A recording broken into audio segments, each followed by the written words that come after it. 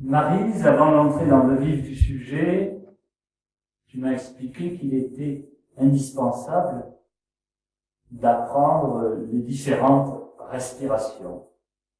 Et c'est le nom de ce chapitre. Oui.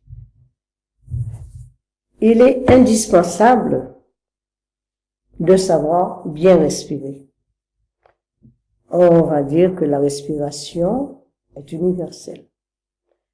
On respire pour vivre. Ça, c'est la respiration qui est celle de la vie. Il faut savoir que la respiration peut être volontaire. C'est la respiration universelle. C'est-à-dire volontaire. Comme on fait tous les jours. On respire volontaire.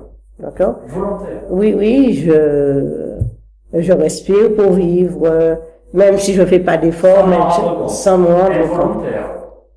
Non, la respiration involontaire, c'est celle où je vais à n'importe quel moment faire D'accord? Je l'ai fait, mais elle n'est pas voulue. C'est sorti systématiquement dans un état où je ne suis pas bien inconsciemment. D'accord? Il y a aussi la respiration éprouvée. On sent le besoin de respirer. Par exemple, on est tranquille, on réfléchit, on pense à quelque chose et puis on fait la respiration qui va permettre de se libérer de choses qui gênent. Par exemple, de se libérer d'une angoisse ou d'une émotion qui va arriver. Et donc, ça, c'est la respiration.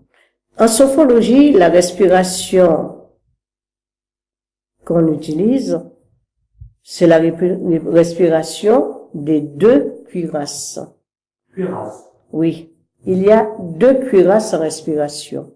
La cuirasse thoracique, qui se passe au niveau du thorax, les poumons, et la respiration, la cuirasse abdominale, la respiration qui se passe au niveau de l'abdomen.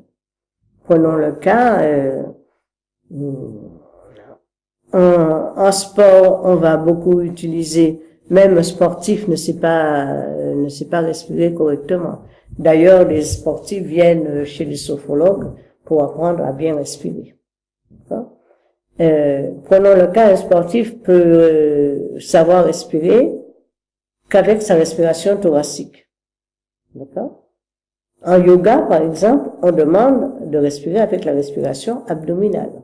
Alors, concrètement, est-ce que tu peux nous faire une petite démonstration sur toi? Quelle est la différence entre thoracique et abdominal? Thoracique, j'inspire, mais sur les côtes, en gonflant les poumons. Toujours les mêmes sur les côtes, pour sentir le mouvement de gonflement des poumons. D'accord. J'expire par la bouche. En soufflant lentement, on sent se dégonfler les poumons. J'inspire par le nez. Inspiration par le nez, donc inspiration nasale, les poumons se gonflent.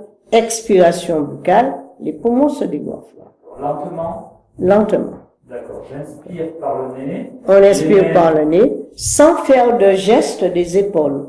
Les épaules restent bien bloquées, donc je suis bien droite. Je vais bloquer, si on veut, mes côtes par mes coudes. Je vais bloquer mes côtes par mes coudes. Donc j'inspire en gonflant les poumons. J'expire en dégonflant. Donc là, on voit qu'on sent, on écoute, on sent ce mouvement sous les mains. On sent, on écoute le souffle au niveau des oreilles. On ne fait pas de geste des épaules.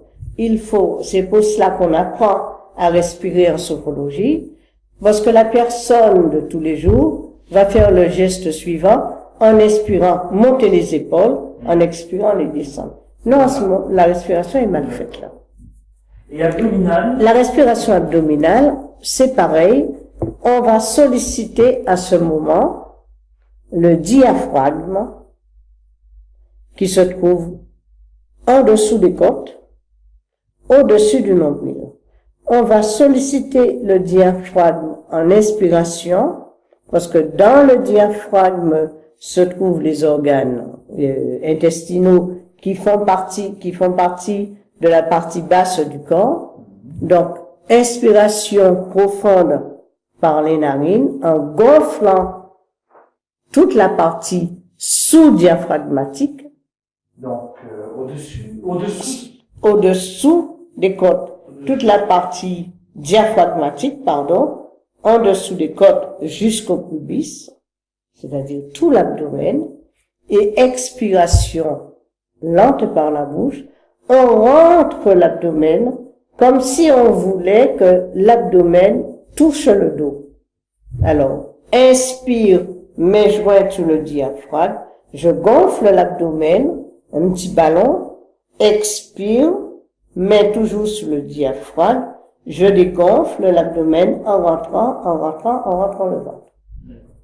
Donc, ce sont les deux types de respiration qu'on va pratiquer en sophrologie. En sophrologie. La thoracique et l'abdominale. Donc, la respiration de la cuirasse thoracique, où se trouvent les poumons, et la respiration de la cuirasse abdominale, où se trouvent les intestins. Peut-on revenir sur la respiration involontaire et la respiration éprouvée? D'accord. Voilà. Qu'est-ce que la respiration involontaire? La respiration involontaire, c'est celle qu'on fait à n'importe quel moment. Un moment plutôt de désarroi, entre les guillemets. Un moment où on s'y attend pas. Un moment de réflexion. Un moment d'angoisse. Donc, on a besoin de ce geste pour dégager ce qui va pas. De la lettre, et c'est aussi, voilà. Dans la sophrologie, une libération. Une façon de le faire sortir. De faire sortir, entre les guillemets, ce qui ne va pas.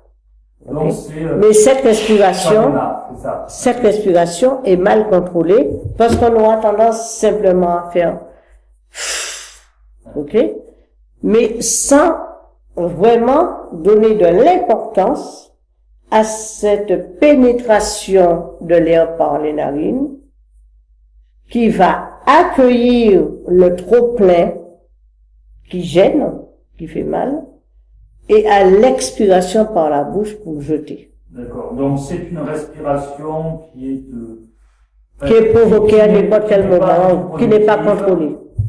Qui n'est pas positive c'est une respiration, si on veut, qui aide, mais sans aider. Parce qu'on dit bien, on expire quelque chose qu'on a récupéré. Et éprouver. Et éprouver, j'ai envie de le faire.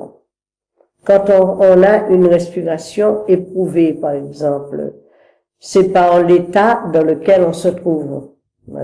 Par exemple, une respiration éprouvée, c'est pour une personne qui a des problèmes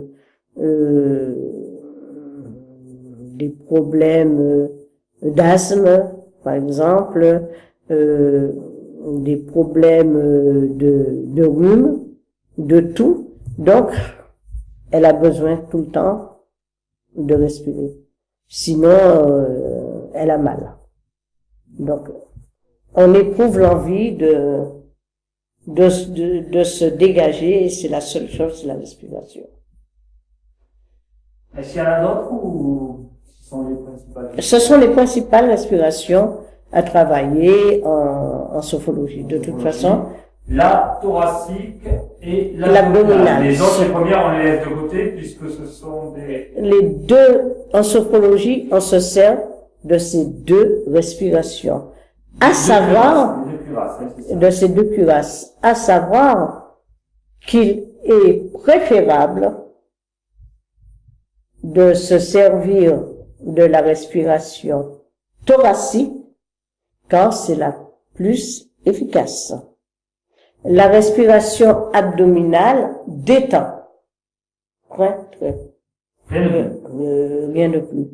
La thoracique, La thoracique élimine le négatif. le négatif, t'amène à expulser vers l'extérieur. Et nous disons pour la respiration abdominale, diaphragmatique, que ça nous place dans un état de respiration, de détente et de bien-être. Exemple, on compare souvent cette respiration à la respiration du nouveau-né ou du tout petit animal. Quand on regarde le chat, on voit qu'il respire. Qu'est-ce qui bouge chez le chat ou le nouveau-né, par exemple? C'est l'abdomen. Tu prends un nouveau-né qui a juste quelques jours ou quelques mois, tu le mets nu et tu le regardes respirer, c'est son ventre qui va gonfler, dégonfler, gonfler, Comment ça dégonfler. se fait? Parce que c'est simple, la réponse va être simple. Parce que ce nouveau-né n'éprouve pas encore, même si sa respiration est volontaire, mais il n'éprouve pas le besoin d'éliminer quelque chose. Il n'a aucune, il n'est pas compressé, il n'est pas oppressé, et voilà, il respire normalement. Donc, ça signifie clairement que, à cause du stress dont nous souffrons à l'âge adulte, nous ne respirons plus Nous comme ne- nous le devrions. Nous ne savons pas respirer. Nous ne savons Plus respirer. Nous ne savons plus respirer. Et la sophrologie va nous réapprendre à À réapprendre. Il est important, c'est pour cela que je recommande aux praticiens, quand vous allez recevoir un client à votre cabinet, avant de commencer la thérapie par la sophrologie, apprenez-le bien, à bien respirer. Prenez le temps. Parce que c'est pas quand vous ferez la thérapie de sophrologie que vous commencerez à lui apprendre les techniques que vous allez lui apprendre à respirer. Il sera déjà un peu tard. Parce qu'il va s'affoler. Alors, pour pouvoir bien apprendre à respirer à la personne qui va nous consulter, encore faut-il que nous soyons déjà nous-mêmes capables de bien respirer. C'est la première chose qu'un bon sophrologue sait faire. Alors, nous l'avons vu par une première démonstration. Est-ce que tu peux de nouveau, pour que nos étudiants l'intègrent bien, et qu'à mon tour aussi je l'intègre bien en tant qu'étudiant, nous faire une démonstration précise des deux respirations saines, Et déjà, thoracique abdominale. il faut bien faire la différence du demi-corps supérieur et du demi-corps inférieur. Camp, demi-camp, Demi-corps, corps, demi-corps, demi-corps supérieur avec la cuirasse thoracique et le demi-corps inférieur avec la cuirasse abdominale. donc qu'est-ce que ça signifie concrètement? Donc, pour bien apprendre à respirer, il faut que vous appreniez à votre client cette respiration qui se fait d'abord par le thorax, donc inspiration profonde par les narines, les mains posées sur les côtes, inspiration profonde, les mains posées sur les côtes, je bloque ma taille avec mes mains, j'inspire, je me concentre mentalement sur mes poumons qui sont gonflés. Je fais une petite rétention, puis j'expire lentement en dégonflant. Donc, c'est simple. Inspire profond, mes poumons se gonflent en rétention, expire lente et douce, mes poumons se dégonflent. On ressent une certaine chaleur. Hein. D'accord? Donc, inspire, on dira, expire, regardez, nous avons fait cette expérience quand on va faire une radio. Que vous dit le radiologue?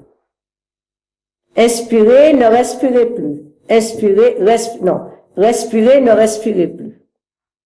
Or, là aussi, j'avais fait la remarque à une radiologue, respirer.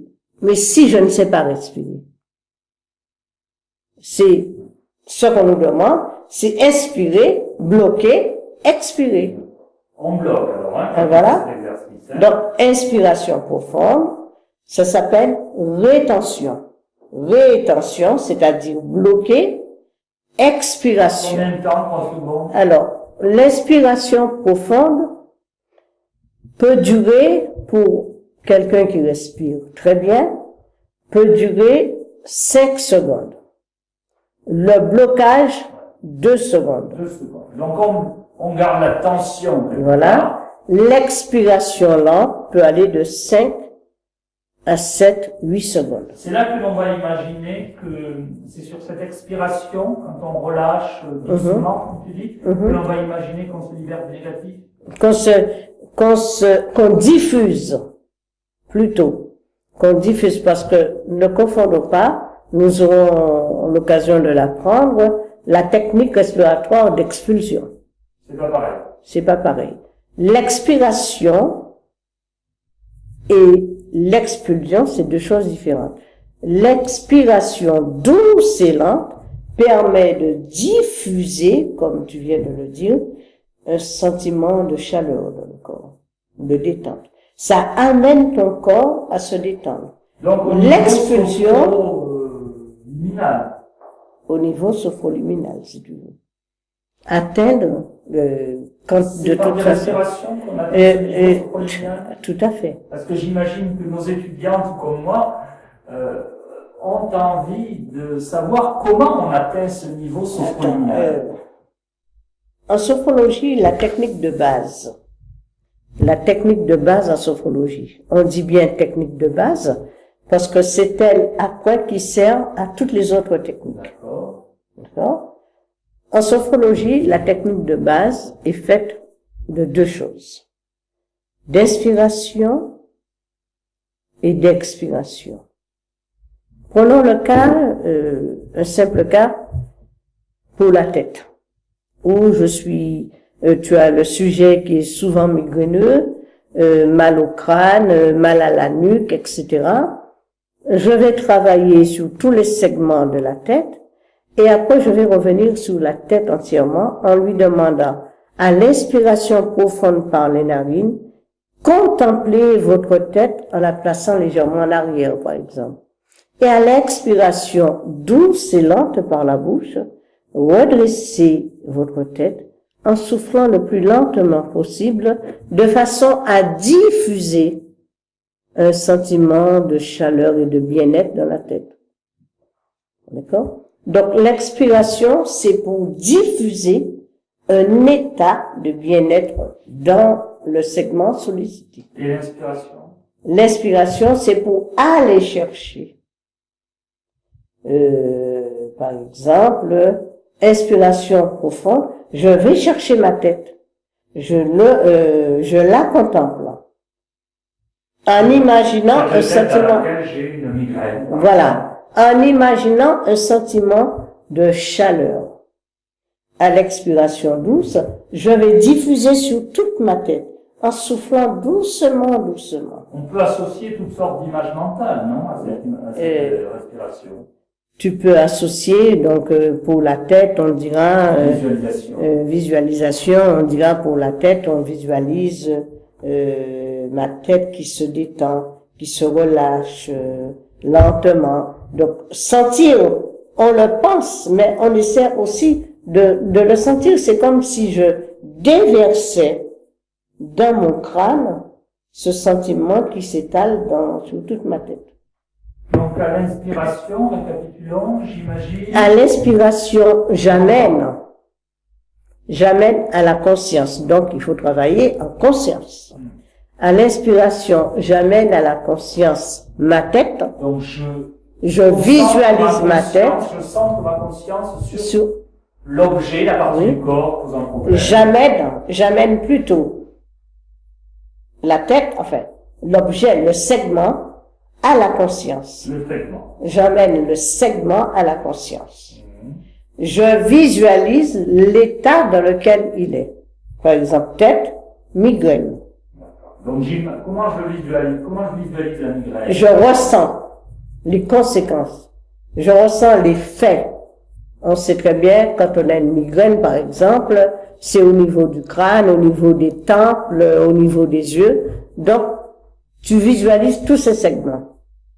En visualisant ces segments, tu vas souffler lentement après, en amenant avec ton souffle un sentiment de détente. D'accord. Donc, sur l'expiration. Sous l'expiration, je vais déposer un sentiment de bien-être recherché. Donc ça, là, on est dans la respiration thoracique. La respiration thoracique. Qui, si j'ai bien compris, est la plus efficace pour travailler en sophrologie. D'accord.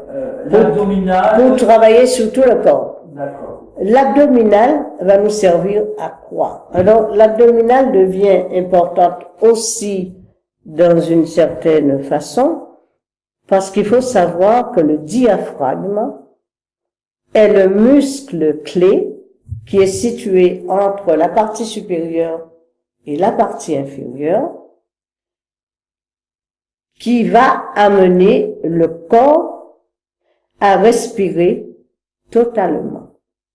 Le diaphragme va insuffler autant de la partie supérieure du corps que de la partie inférieure du corps un état de bien-être. C'est pour cela qu'on dit, quand on a fini totalement la détente et qu'on arrive au niveau sophroliminal, presque au bord du sommeil, mais avec une conscience claire, je vais demander à la personne, nous allons pratiquer une respiration abdominale qui est la respiration de détente mentale et physique. La respiration thoracique va de détendre mentalement, puisqu'elle a un rôle, la respiration physique. La respiration abdominale va intervenir, thoracique, pardon. La respiration thoracique va intervenir après la respiration. La respiration abdominale intervient après la respiration thoracique. Parce que quand on a terminé la respiration thoracique, on est déjà arrivé jusqu'au pied, on a mis le corps en niveau sophroliminal. Alors justement, comment on est arrivé jusqu'au pied? C'est l'objet peut-être de notre chapitre on l'aborde maintenant. Comment on arrive jusqu'au pied? Il faut savoir que tout le corps doit être détendu par la respiration. Oui. Ça, obligatoirement. Pour arriver au niveau sophroliminal. Sophroliminal. Qui permet de travailler sur soi-même. Sur soi-même. Alors, important de savoir pourquoi doit-on apprendre nos patients à bien respirer. Il y a des personnes qui n'arrivent à respirer qu'avec la partie, qui ressent les effets de la respiration que dans la partie supérieure du corps. J'ai eu des patients qui me disaient, j'inspire, je souffle, mais quand j'arrive en bas, je sens comme un blocage. C'est comme si ma partie inférieure n'existait pas. Ces personnes, on ne peut pas les emmener à un niveau sophroliminal complet, parce qu'il n'y aura qu'une partie du corps qui aura respiré. Donc, d'où l'importance de bien faire travailler sous la respiration thoracique, puis de bien faire travailler sous la respiration abdominale, parce que le corps en lui-même a besoin de toutes ces respirations. Donc, on va commencer la séance de sophrologie, mais j'imagine qu'ensuite on va l'aborder, puisque au chapitre 10, il y a le déroulement d'une séance de sophrologie. Donc, nous allons commencer la séance de sophrologie par la respiration thoracique. Obligatoire, par les deux respirations. Et ensuite, uniquement ensuite, l'abdominal, c'est ça, hein? On fera, pour bien savoir si la personne s'est bien respirée, on va contrôler 5 respirations thoraciques, suivies de 5 respirations abdominales. 5. 5 plus 5. Ça peut être 10 plus 10. Donc, est-ce qu'on peut les faire ensemble? Oui. On ferme les yeux ou pas? je ferme toujours les yeux pour permettre à la personne de visualiser. D'accord? De visualiser ses organes. Parce que qu'est-ce qui respire? Ce sont les organes thoraciques et les organes abdominaux. Qu'est-ce qui sont bloqués quand on est mal? Ce sont les organes digestifs et les organes abdominaux. Donc la respiration sert à quoi? Sert à débloquer. Alors, on commence par 5 respirations thoraciques, c'est bien ça. 5 respirations thoraciques. Donc, chacun va placer ses mains en dessous des côtes. Sur les côtes. Sur les côtes. Oui. Sur les côtes. Les mains placées sur les côtes, les yeux fermés. Vous allez visualiser que le demi-corps supérieur, c'est-à-dire le buste de la tête jusqu'en dessous des côtes. D'accord? Vous visualisez tant la partie intérieure qu'extérieure. Puis maintenant que vous êtes prêt, vous allez bien visualiser ce demi-corps supérieur. Vous inspirez profondément par vos narines en gonflant les poumons.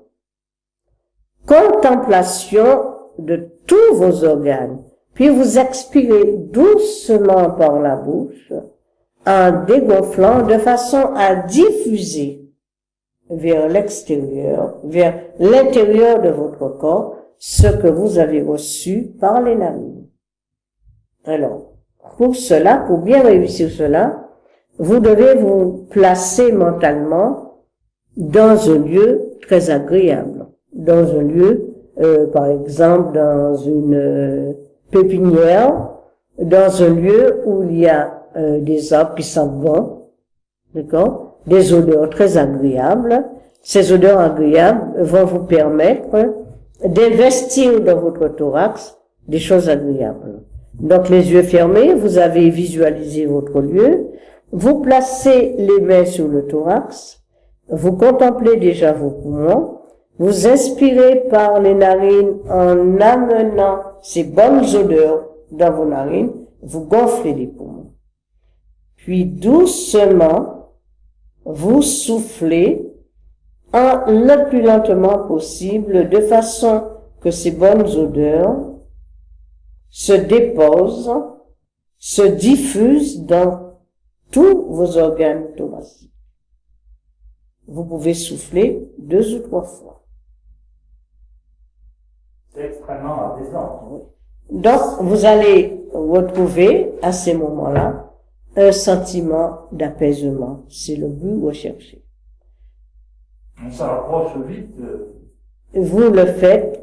sommeil, hein? Je dirais que la respiration en elle-même est déjà une technique qui permet d'amener le corps à la détente. Donc, on en fait 5. On en fait 5.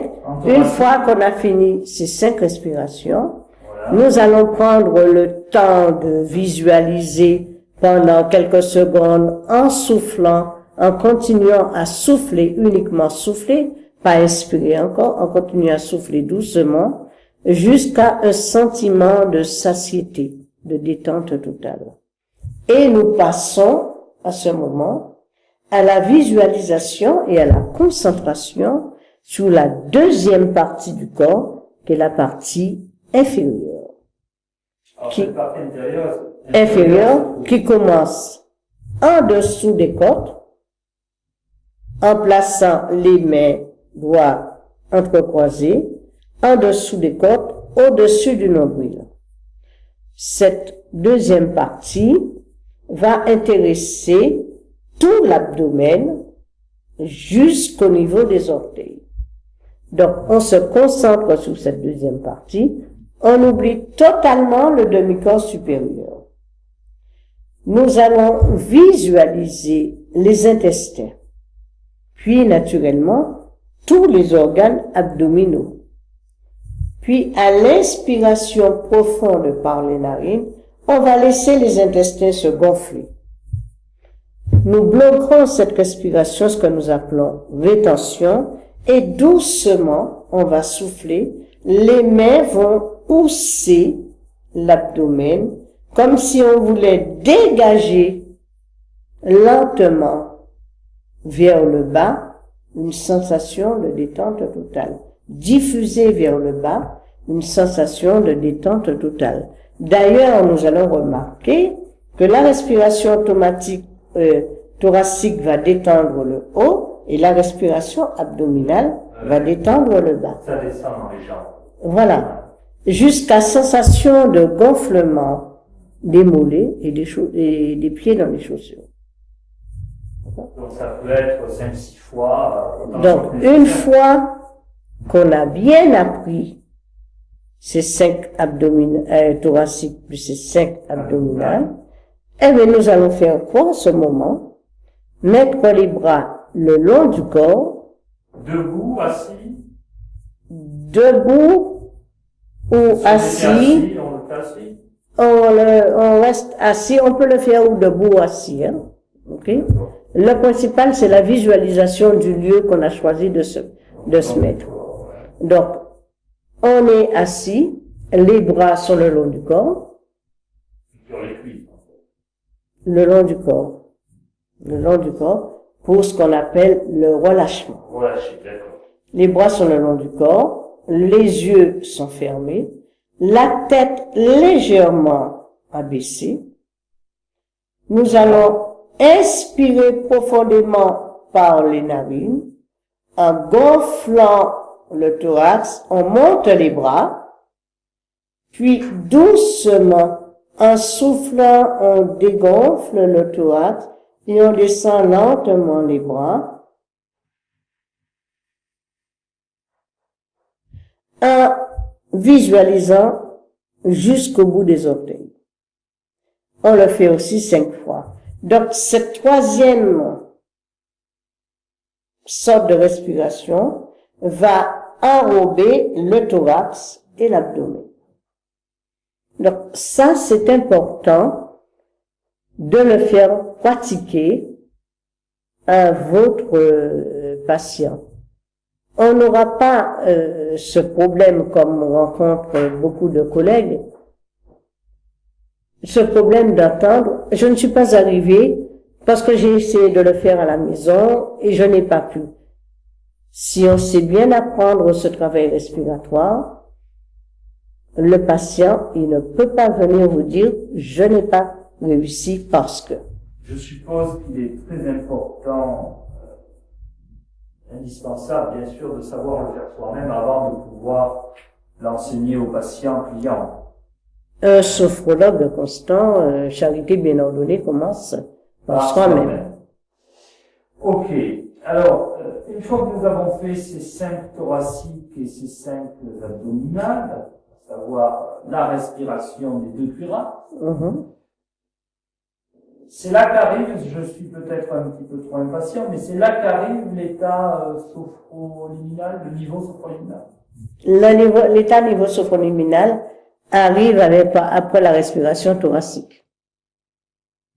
D'accord. Donc là, c'est la respiration thoracique qui t'emmène, je dis bien, qui t'amène vers le niveau sophroluminal, qui te conduit jusqu'au niveau sophroluminal, et la respiration abdominale renforce cet état de niveau sophroluminal. Renforce, approfondit, si tu veux, c'est ça le terme, cet état de niveau sophroluminal, et te permet d'être totalement capable de visualiser le résultat pour lequel tu es venu. L'évaluement, c'est normal?